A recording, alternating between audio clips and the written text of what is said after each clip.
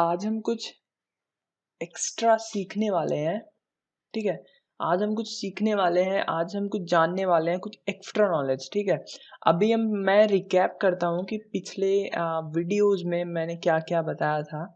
पिछले वीडियोज़ में हमने अब तक जितने वीडियोज़ आ चुके हैं, अब तक हमने देखा कि किस तरीके से हम प्रोजेक्ट बनाते थे, किस तरीके से स्पाइडर बनाते थे, किस तरीके से रिक्वेस्ट भेजते थे, फिर हम रिस्पॉन्स ऑब्जेक्ट को कैसे डील करते थे। इसका मतलब है कि हम एक्सपाथ कैसे लगाते थे। हालांकि मैंने CSS सेलेक्टर नहीं बताया है। अगर आप चाहते हैं कि मैं CSS सेलेक्टर्स भी बताऊं तो आप कमेंट करिएगा, मैं वो भी बता दूंगा। एक्चुअली मैं CSS सेलेक्टर्स ज़्यादा मैं यूज़ नहीं करता क्योंकि वो मेरे लिए उतना कन्वीनियंट नहीं है। बट अगर आप चाहते हो कि मैं CSS सेलेक्टर बताऊं तो कमेंट करके मुझे बताइएगा। अभी हम क्या करने वाले हैं कि आज हम कुछ देखेंगे, कुछ मैं एक्स्ट्रा बताऊंगा। और एक चीज़ मैं बताना चाहता हूँ कि मैं जो सोर्स कोड होगा अब से मैं वो डिस्क्रिप्शन में डाल दिया करूँगा, आप वहाँ से आप डाउनलोड कर सकते हो। और जो वीडियोज़ हैं, मेरे वीडियोज़ हैं जो कि आप देखते हो, वो मैं आपसे रिक्वेस्ट करूँगा कि आप उसको फुल क्वालिटी 720 या 1080p पे चलाएं या फिर आप डेस्कटॉप पे चलाएं, जिससे कि आपको सभी चीज़ें क्रिस्टल क्लियर मिले, ठीक है? अभी मैं क्या बताने वाला हूँ, आज मैं हेडर्स के बारे में बताने वाला हूँ। एक्चुअली क्या होता है कि कभी-कभी ना एक्चुअली क्या होता है कि कभी-कभी किसी भी पेज को सिक्योर बनाने के लिए बॉट्स बहुत सारे होते हैं जो कि ऑटोमेटिक डेटा को एक्सट्रैक्ट करते हैं ना, बहुत सारे बॉट्स होते हैं। उनको बचाने के लिए, उनसे बचाने के लिए वेबसाइट्स क्या यूज़ करती हैं, हेडर्स यूज़ करती हैं। सर्वर अगर आप ठीक है, अगर आप कोई बॉट बना रहे हो, ठीक है, बॉट बनाए हो, तो वो क्या करता है कि कुछ-कुछ वेबसाइट उसको ब्लॉक कर देती हैं, ठीक है, नहीं करने देती। ऐसा क्यों होता है मैं आपको बताता हूँ। अभी जैसे ये एक वेबसाइट है, मैं इसमें robots.txt मैं बस लिखने वाला हूँ, ठीक है, इस वेबसाइट पे। अब आप देखोगे कि यहाँ पे कुछ यूज़र्स और कुछ यहाँ पे इन वेबसाइट के लिए कुछ रूल्स डिफाइन किए गए हैं। अब जैसे क्या है कि इसमें आप देखो कि कोई अगर बॉट है ना, तो उसके लिए आप इनके वेबसाइट की कोई भी कंटेंट आप यूज़ नहीं कर सकते। आप देख सकते हो कि हर एक चीज़ में, चाहे वो बहुत सारी चीज़ यहाँ पे आप देख सकते हो, सबको यहाँ पे डिसअलाउ कर रखा है, ठीक। यहाँ पे आप देखोगे कि सारी चीज़ों को यहाँ पे आप देख सकते हो कि डिसअलाउ कर रखा है, ठीक है। मतलब बॉट्स वेबसाइट्स की स्क्रैपिंग नहीं कर सकते हैं क्योंकि वहाँ पे यूज़र्स में उनको डिसअलाउ कर दिया जाता है, ठीक। यहाँ पे आप देख सकते हो सभी को डिसअलाउ कर दिया गया है। यहाँ पे देखो एड्स बॉट गूगल को भी डिसअलाउ कर दिया है वेबसाइट्स ने, इस वेबसाइट ने एक्चुअली। साइट मैप पे भी आप देख सकते हो। तो हम क्या करने वाले हैं आज, हम क्या करने वाले हैं,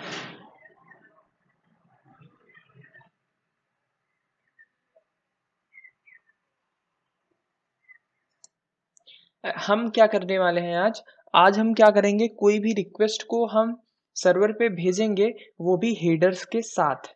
हेडर्स के साथ का क्या मतलब है कि हम उसको एज ए यूजर की तरह भेजेंगे। हम पहले क्या करते थे, अब जैसे मान लो कि मैंने यहाँ पे एक प्रोजेक्ट बनाया था, ठीक है।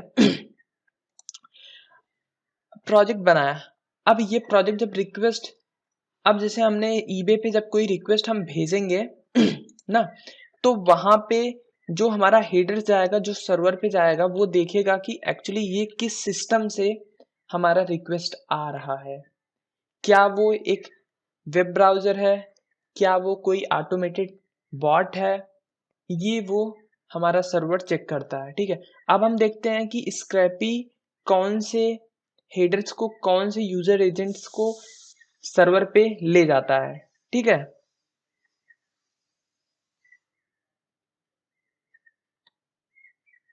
हम अब देखेंगे कि स्क्रैपी कौन से हेडर्स को सर्वर पे ले जाता है। उसके लिए हम क्या करेंगे, सबसे पहले मैं स्क्रैपी सेल ओपन करूंगा, फिर यहाँ पे मैं ये करूंगा कि लिंक कॉपी करूंगा यहाँ पे एक रिस्पॉन्स ऑब्जेक्ट बनाने के लिए।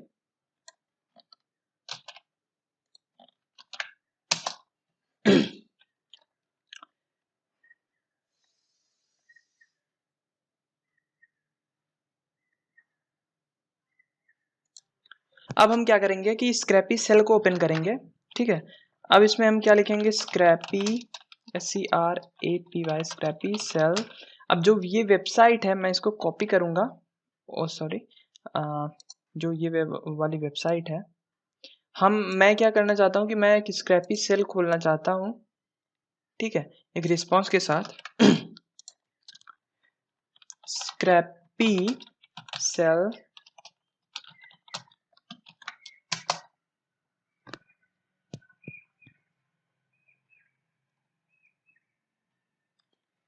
हाँ, ये देखो कि हमारा ये सेल खुल चुका है। अब हम क्या करेंगे कि रिस्पॉन्स, क्योंकि हमने रिक्वेस्ट भेजा तो रिस्पॉन्स मिला होगा, फिर हम रिक्वेस्ट, मतलब हम रिस्पॉन्स से हम रिक्वेस्ट कर रहे हैं आप हेडर्स दो, ठीक। अब आप देखो अब आपको मैं कुछ दिखाऊंगा, ठीक है। यहाँ पे आप केवल इस कॉलम में आप देखो, यहाँ पे ये हमारा, इसको हम बोलते हैं हेडर्स। अब आप इसमें देखो कि यहाँ पे ये यूजर एजेंट है।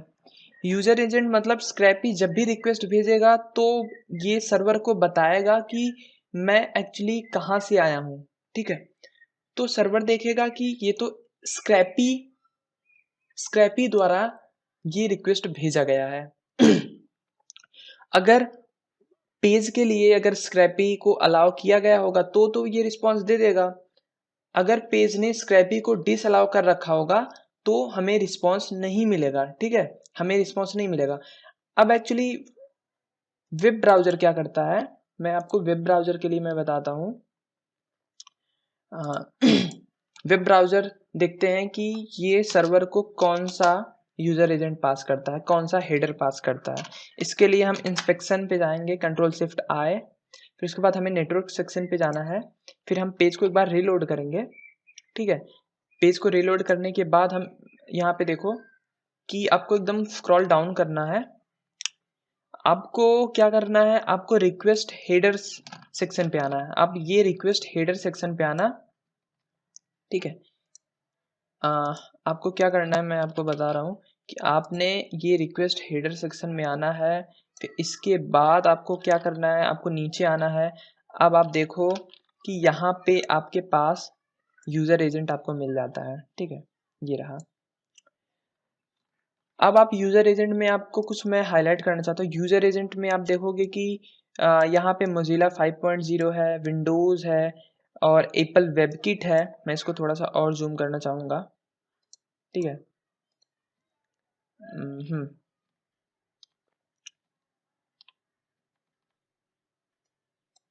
हाँ, तो अब वही आप देखो कि यहाँ पे हमारा यूजर एजेंट मोजिला 5.0 है, फिर हमारा क्रोम ब्राउज़र है, यहाँ पे आप देख सकते हो, फिर सफारी है।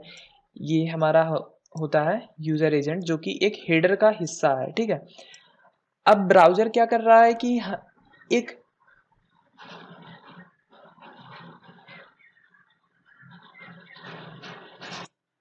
हाँ, तो यहाँ पे आप देखोगे, यहाँ पे हमारे पास यूजर एजेंट है, ठीक है। तो इसको हमको क्या करना है कि अगर हम स्क्रैपी जो भेज रहा था, एक मिनट मैं आपको दिखाऊंगा कि जो हमारा स्क्रैपी भेज रहा था, स्क्रैपी ने क्या भेजा था वो आप देख लो।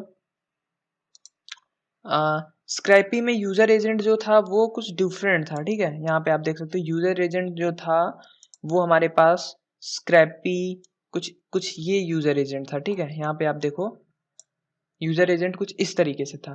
अब हमको क्या करना है, हमने क्या करना है कि ये जो स्क्रैपी 2.0.1 ये यूजर एजेंट भेज रहा है, ठीक है, ये जो यूजर एजेंट भेज रहा है, अब हम क्या करेंगे कि इसको जो ब्राउजर यूजर एजेंट भेज रहा है उससे हम रिप्लेस कर देंगे, हेडर्स को अब हम पास कराएंगे, ठीक है।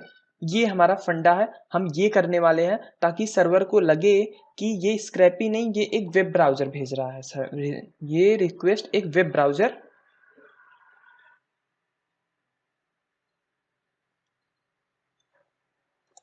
ठीक है, तो इससे ये लगेगा कि सर्वर को लगेगा कि ये एक स्क्रैपी नहीं, ये एक वेब ब्राउजर है। तो इससे हम बेवकूफ़ बना सकते हैं, स्पूफिंग कर सकते हैं सर्वर की। अब हम चलिए स्टार्ट करते हैं। अच्छा, एक तरीका और मैं बताने वाला था ठीक है। एक तरीका है, एक मेथड मैं आपको बताता हूँ जिससे हम रिक्वेस्ट भेजते हैं, जो कि आपको यूज करना है। ठीक है, ये मेथड आपको यूज करना है और इससे हम क्या करेंगे, रिक्वेस्ट बनाएंगे। सबसे पहले मैं क्या करता हूँ कि हमने एक प्रोजेक्ट बनाया था, एक बार उसी को लेके चलता हूँ। अच्छा, यहीं पे पहले मैं एक बार बता देता हूँ मैं क्या करने वाला हूँ कि अलावा स्टार्ट यूआरएल को मैं कमेंट आउट कर देता हूँ 1 सेकंड के लिए। फिर यहाँ पे मैं एक फंक्शन बनाता हूँ डेफ स्टार्ट रिक्वेस्ट, इसमें मैं पास करूँगा सेल्फ। ठीक, अब यहाँ पे चाहे आप रिटर्न यूज कर सकते हो या फिर आप यील्ड यूज कर सकते हो, तो मैं यहाँ पे यील्ड यूज करता हूँ, यील्ड। ठीक, यील्ड स्क्रैपी डॉट रिक्वेस्ट। ये कुछ मैं जो ये तरीका बता रहा हूँ ये नया तरीका है। इससे आपने क्या करना है कि रिक्वेस्ट ऑब्जेक्ट बनाना है। हम पहले क्या करते थे कि हम स्टार्ट यूआरएल में हम अपनी यूआरएल रख देते थे, अपनी स्टार्ट यूआरएल वाले लिस्ट में हम अपना लिंक रख देते थे जिससे कि हमारा रिक्वेस्ट बन जाता था। बट यहाँ पे हमें कुछ डिफरेंट करना है, हम एक नया तरीका देखने वाले हैं जिससे कि हम रिक्वेस्ट भेज सकते हैं। ठीक है, बस हम यही करने वाले हैं। अब हमने क्या करना है कि हाँ देखो, अब यहाँ पे हमको क्या करना है कि जो यहाँ पे यूआरएल है, इस यहाँ पे चाहे हम यील्ड यूज कर सकते हैं चाहे रिटर्न यूज कर सकते हैं। अब हमको क्या करना है, इसमें कुछ पैरामीटर्स होते हैं, जैसे होता है एक यूआरएल इक्वल टू हम एक यूआरएल लेंगे, चाहे वो हमारा हमारा ये हो सकता है Ctrl+C, कुछ इस तरीके से। फिर इसमें हम दे सकते हैं कोई call back method. Call back actually क्या होता है कि जब ये स्टार्ट रिक्वेस्ट फंक्शन चलेगा तो ये यील्ड वाला फंक्शन ये यील्ड चलेगी, और जब ये यील्ड चलेगा तो कॉल बैक में हम कोई फंक्शन देंगे तो वो फंक्शन भी चलेगा। किसी फंक्शन को कॉल करना हो, कॉल कैसे करेंगे, सेल्फ डॉट वो फंक्शन का नाम, जैसे इस केस में मैं सेल्फ डॉट पार्स दूंगा, तो जब ये फंक्शन चलेगा ना, तो एक्चुअली क्या होगा मैं बता रहा हूँ। पहले नंबर पे हमारा ये फंक्शन चलेगा, पहले नंबर पे। ठीक, फिर उसके बाद यहाँ पे कॉल बैक में जब सेल्फ डॉट पार्स लिखा है तो ये वाला फंक्शन हमारा दूसरे नंबर पे चलेगा। ठीक, वही है सेल्फ डॉट पार्स।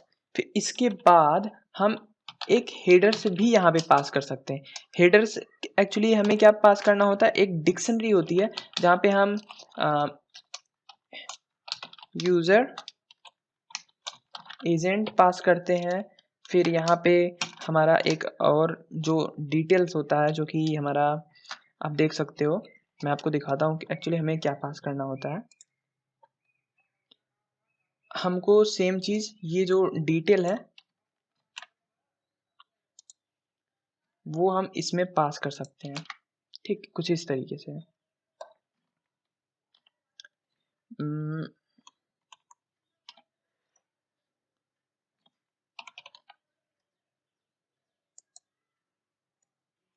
हाँ, कुछ इस तरीके से हम उसमें, इसको मैं बंद कर देता हूँ। हाँ, कुछ इस तरीके से। अब आप देखो कि इसमें क्या होता है कि yield Scrapy dot request, URL में हमने यूआरएल दिया, कॉल बैक में हमने इस फंक्शन के लिए कॉल बैक दिया, फिर यहाँ पे हेडर्स में हमने एक हेडर दिया। ठीक, हेडर में हम यूजर एजेंट देंगे। तो इससे क्या होगा, अगर हमने यूजर एजेंट दे दिया ठीक यहाँ पे, तो इससे क्या होगा कि अब जो रिस्पॉन्स मिलेगा, अब उसमें जो हेडर होगा वो डिफरेंट होगा। ठीक है, अब मैं क्या करना चाहता हूँ कि यहाँ पे मैं सिंपली पास लिखूंगा। ठीक है, ऐसे करते हैं। और दूसरा तरीका क्या है कि इस हेडर को चेंज करने का दूसरा तरीका भी होता है, मैं वो दूसरा तरीका बता रहा हूँ। ठीक है, दूसरा तरीका क्या है कि आप सेटिंग्स में आ सकते हैं। सेटिंग्स में आप यहाँ पे आपको robot.txt, ठीक है, इसको आपको फॉल्स कर देना है। इससे क्या होगा कि सभी हेडर्स और सभी इनके ओवरराइड हो जाएंगे। अब आप देख सकते हो कि crawl responsibility bye identifying yourself and website on the user agent. तो आपको यहाँ पे क्या करना है कि इसको आप कमेंट आउट करोगे और सेम चीज अगर आप यहाँ पे भी कॉपी कर दोगे, ठीक, अगर सेम चीज जो हमने हेडर वहां से यूजर एजेंट निकाला था अगर आप यहाँ पे भी कॉपी कर दोगे, फिर आपको यहाँ पे ये करना नहीं पड़ेगा, यहाँ पे ये चीजें, यहाँ पे हेडर पास नहीं करना पड़ेगा। बाकी वहीं पे हमारा सेटिंग में अगर हमने यहाँ पे यूजर एजेंट में इसको कॉपी कर दिया तो यहीं से हमारा हेडर पास हो जाएगा, हमको फिर यहाँ पे करने की ज़रूरत नहीं है। बट मैं आपको सजेस्ट करूँगा कि आप हेडर आप यहीं से पास किया करिए, आप सेटिंग में आप जाके यूज़र एजेंट को चेंज मत किया करिए, आप वहीं से पास किया करिए। दोनों में सेम, दोनों का तरीका सेम है, ठीक है। मैं आपको बोलूँगा कि आप वहीं से पास करिए, ठीक है। अभी हम क्या करने हैं कि सेव करते हैं, ठीक। अब हम इसको एक बार क्रॉल करेंगे, scrapie crawl eBay,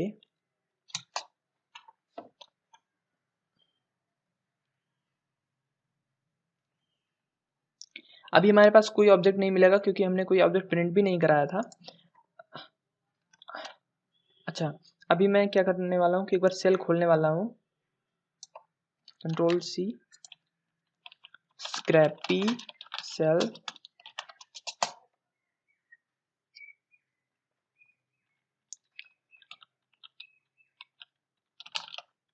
response dot request dot headers. अब आप देखोगे, ठीक है,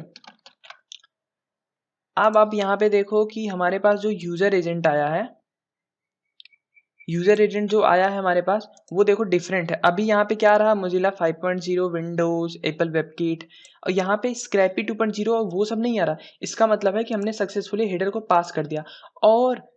और मैं क्या बताने वाला हूँ, और मैं ये बताने वाला हूँ कि आपको हेडर आपको यहाँ से पास करना है, ठीक है। ये तरीका आप नोट कर लो। हेडर एक डिक्शनरी होने वाली है जिसमें कि हमें केवल यूजर एजेंट पास करना है। बाकी बाकी क्या होता है, हेडर्स में हमारे लैंग्वेज होते हैं, एक्सेप्टेड एनकोडिंग होती है, वो सब हमेशा सेम रहेगा, बस आपको यूजर एजेंट पास करना है, ठीक। यूजर एजेंट मतलब आपका सिस्टम कौन सा है, आप किस सिस्टम से आप रिक्वेस्ट भेज रहे हो, तो हमको केवल यूजर एजेंट पास करना है, ठीक है। कुछ इस तरीके से हम हेडर पास करते हैं।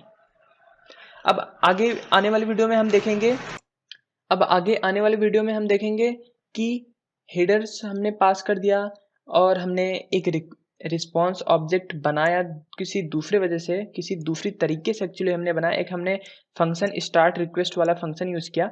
अच्छा, एक चीज़ और मैं बता दूं, एक चीज़ मैं और इसमें एक चीज़ बताना चाहता हूँ। आप क्या कर सकते हो, मैं इसको लिस्ट से बाहर निकालता हूँ, ठीक।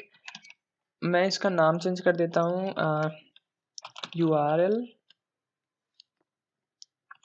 या फिर इसका नाम मैं दे देता हूँ लिंक, ठीक है। या फिर इसका नाम दे देता हूँ स्टार्टिंग पेज, ठीक। स्टार्टिंग पेज मैंने दे दिया। अगर आप, ठीक है, अगर आप ये करना चाहते हो कि आप ये वाला वेरिएबल यहाँ पे पास कर दो, ये वाला वेरिएबल आप यहाँ पे पास कर दो, तो आपको क्या करना पड़ेगा, यहाँ पे आप वेरिएबल का नाम दे दो स्टार्टिंग, स्टार्टिंग पेज, ठीक। बट आपने तो इसको क्लास के अंदर डिफाइन किया था और ये फंक्शन को कॉल करना होगा तो सेल्फ यूज करना पड़ेगा। देखो यहाँ पे अगर सेल्फ है ना, तो आपको सेल्फ से काम करना पड़ेगा, सेल्फ पहले लिखना पड़ेगा। तो मैं आपको क्या करना चाहता हूँ कि बताना चाहता हूँ कि हम किसी दूसरे वेरिएबल को इसमें कैसे यूज करेंगे, सेल्फ डॉट, ये करना पड़ेगा, ठीक है। अब वही चीज स्टार्टिंग पेज, अब ये URL हमारा एक सेकेंड, जो ये वाला URL है वो अब हमारा URL में कॉपी हो जाएगा, URL में असाइन हो जाएगा। दूसरा तरीका क्या है कि हेडर्स को हम इतना बड़ा हेडर्स हम लिखते हैं, ठीक है, इतना बड़ा हम हेडर्स लिखते हैं, हम क्या कर सकते हैं, इस डिक्शनरी को यहाँ से कॉपी कर लेंगे, control C, control X। Copy करने के बाद हम इस डिक्शनरी को भी यहीं पे पेस्ट कर देंगे, ठीक है। और हम इसको एक नाम दे देंगे, मान लो कोई मैंने नाम दिया इसको यूज़र एजेंट, ठीक। यूज़र एजेंट नाम के एक वेरिएबल में हमने इस डिक्शनरी को पास कर दिया और उस डिक्शनरी को अगर यहाँ पे कॉल करना होगा तो हमको सेल्फ डॉट यूज़र एजेंट लिखना पड़ेगा, ठीक। अब क्या होगा कि ये वाली जो डिक्शनरी है वो यहाँ पे आ जाएगी, यहाँ पे, ठीक। कुछ इस तरीके से हम काम कर सकते हैं। अब हम इसको सेव कर सकते हैं, अब हम इसको क्रॉल भी कर सकते हैं। अब आप देखोगे कोई एरर भी नहीं आएगी। Scrapie crawl eBay,